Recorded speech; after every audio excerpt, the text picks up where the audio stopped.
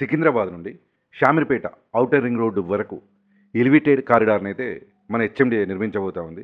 ఇది సుమారు 18 కిలోమీటర్లు ఉంటుందన్న విషయం మనందరికీ తెలిసిందే. ఈ 18 కిలోమీటర్ల స్ట్రెచ్లో తిరుమలగిరి అల్వాల్ దగ్గర మన రక్షణ శాఖకు సంబంధించిన భూములు అయితే ఉన్నాయి.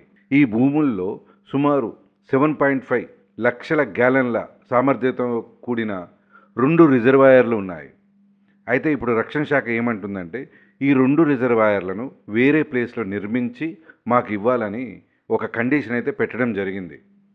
అంతేకాకుండా ఈ ఎలివేటెడ్ కారిడార్లో ఏవైతే బిల్డింగ్స్ పోతున్నాయో ల్యాండ్ మాత్రమే ఇవ్వడమే కాకుండా ల్యాండ్ ప్లేస్తో పాటు బిల్డింగ్స్ కూడా నిర్మించి ఇవ్వాలని రక్షణ శాఖ అయితే కండిషన్ అయితే పెట్టడం జరిగింది.